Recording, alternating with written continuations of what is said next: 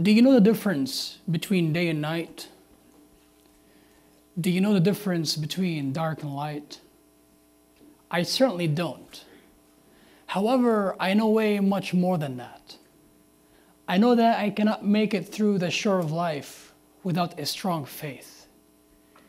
I know in my heart that I cannot rise above my challenges without a solid dedication. In fact, I am aware that I will not break out of my provocations without an ambitious attitude. I will not survive without a courageous personality that will distinguish my needs of those of others. But the question remains, why is it that I must cope with all of these stressful thoughts more than anybody else? Although I couldn't find a meaningful answer to this question, my blindness decided to speak up for itself. My story began back on June 8th of 1993. On that very day, this precious life extended its hands to hold me tight. I did not have much to do or say on that early morning. Few weeks passed by and my family members were cherishing every moment in the honor of my arrival and presence. All of a sudden, everything was changed dramatically, just after one doctor visit only. During that first medical checkup, my mom learned that I was born blind. As if I still feel my mom's pain right now. I reached up and I touched her tears that washed my soft face. She was hugging and kissing me as if that will be my last time feeling comfortable in her arms. At that time, I didn't realize why my mom was crying, or how many trains of thoughts ran up and down her mind. She was worried whether I will make it through or not. She was concerned whether I will be able to make friends and attend school. She asked herself, is he going to become independent? Am I going to see him standing tall before me during his graduation? Questions and questions came across. My mom then dedicated all of her time and effort for the sake of taking good care of me. I happened to born in Beirut, which is the capital of Lebanon. At that time in 1993, school system did not have much to offer of services for the special needs students. My parents did not have any choice but to enroll me in Al-Hadi school for the deaf and blind. Clearly, it costs more money than the other public schools. This was one path of the issue.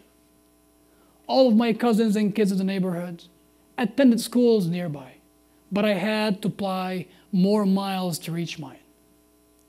All of the kids in my neighborhood were not forced to wake up at 5 o'clock in the morning like I used to do. Simply, their school is down the street.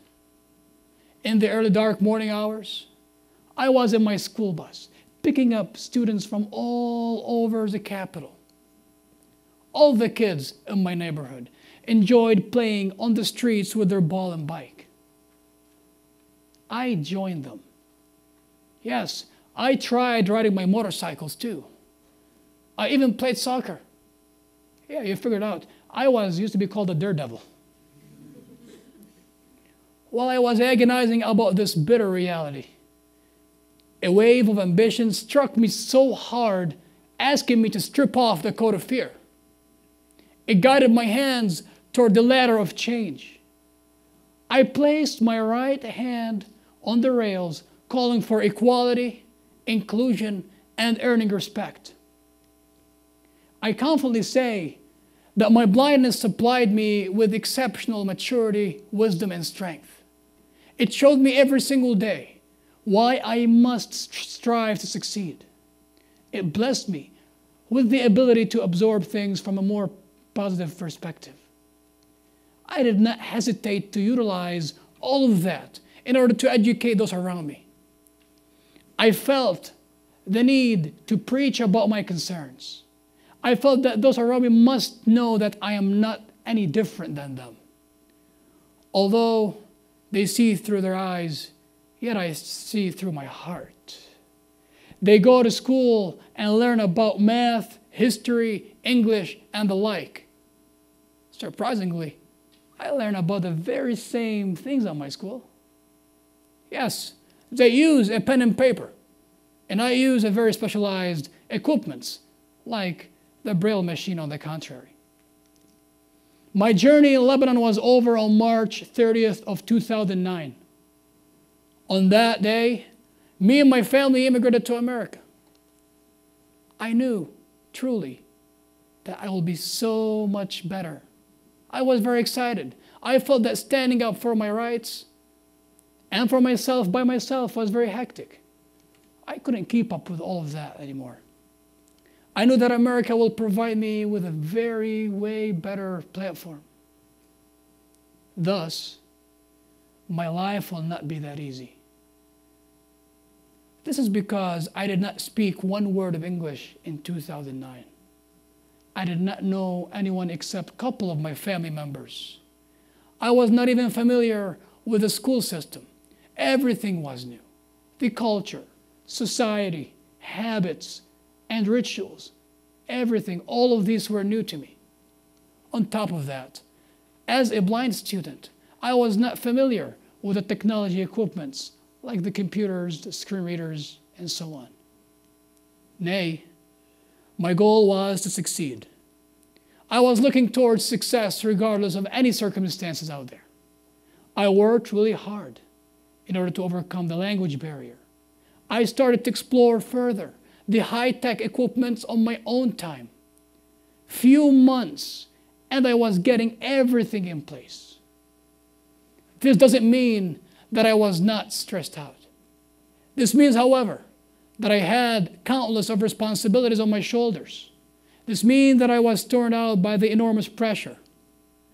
Yet, remaining patient and strong and ambitious were my virtues. I proudly carried them, and I still do carry them with me all the way. Today, I feel the importance of hard work. I touch the significance of staying up late studying. I definitely understand now that an accomplishment will not arrive at our hands in a matter of a day or two. It is a collection of days, months, and even years. I never allowed my disability to stand in my way. It did not prevent me from graduating from Lincoln Park High School right on time with a very upstanding record. It did not prevent me from pursuing my associate degree in special education from Henry Ford College. And, for sure, it is not preventing me now from pursuing my political science bachelor's degree from the University of Michigan Dearborn. Nonetheless, this challenge that is only resembled through my blindness will not prevent me from achieving anything I aim to do in the future. It is very important that the person plays an essential part in his surrounding. Personally, I do hold this particular principle in my highest regards. Beside my academic endeavors, I am heavily involved in the humanitarian work. This is clearly shown in my involvement with so many organizations and foundations out there. Not only that, I appreciate the mission of inspiring and motivating students and many other individuals throughout my community through my speeches. The whole idea here is to voice my concerns and my fellow disabled brothers and sisters' concerns as well. It is never about the spotlight, but we are humans. We feel, hear. We have all sorts of emotions. We love, laugh, and feel sad at times. But what I am so very sure of is the fact that we are exceptional. This is because what we go through is not found everywhere. What we go through, however, makes us stronger, unique, and eager to excel in all aspects of life. Speaking of aspects of my life, I would like to take you over one aspect. As a student, when I sign up for a class, the last step would be to take my seat in the classroom, believe it or not. Not so many people know the fact that we go through a rigorous process. Let me confess to you, it is actually even more complicated than applying for a governmental job. First, we have to find a class that matches our transportation schedule. Then, we must find a cooperative professor. A professor who understands our needs, who is willing to cooperate. We will never ask for special passes or privileges. Once we do that, we go ahead and purchase the books. I try to buy them in an electronic format, which will be easier to be scanned. But if they are not available electronically, then the only option I would have left for me is to buy them from the bookstore as a hard copy. This is not the end of the story, ladies and gentlemen. These print books must be sent over to get unbound. After that, they get scanned and edited before they are turned into Microsoft Word document. Why me? Other students do not go and experience through the same. They simply grab their book and flip through it.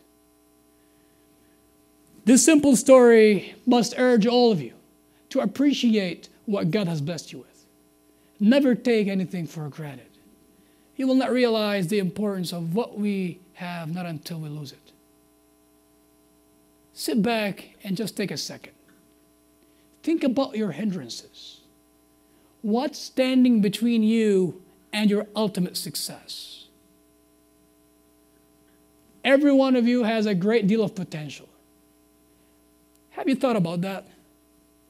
Have you thought about or considered positive ways of thinking? I am shooting for the stars that I cannot see. Why don't you guys shoot for them and you can see? As far as I'm concerned, I know that I will never give up no matter what. I will never give up on my goals and on my dreams. My life is not simple or that easy, but my faith and motivation are helping me to brush away every single obstacle that stands in front of me. Actually, I do not feel sorry or bad because I was born blind like what so many people think. Blindness became a blessing in which I cherish every single second of my life. My blindness allows me to see everything positive around me. It shows me how crucial it is to acquire quality education and to live by classy values. I am so fortunate to be blind so I can be surrounded by real people, not by those who are just looking for their own benefits in other materials. I am so blessed to be blind because this gives me the ability to feel with the needy and those who are suffering. Because I do suffer. I go through a lot. But I would not made it thus far without the help of my parents. Mom, who despite her inability to pursue education, yet she was and still the first to push me day in, day out, to get out there and become educated. So to answer your questions, Mom, yes, I was able to make it because you raised me to be strong. Yes, I graduated from high school, college, and very soon I will be a university graduate. My dad, who couldn't pursue his college as well due to the Lebanese civil war, and also because he worked tirelessly to provide us with everything we need, even when his life was on the line. I certainly believe that nothing is out of reach. Just get out there. Chase your dreams. Remember, my dark nights and turbulent days are my path towards happiness and stability. What about you? What is holding your wings back from flying high up in the sky? I live by a very unique philosophy.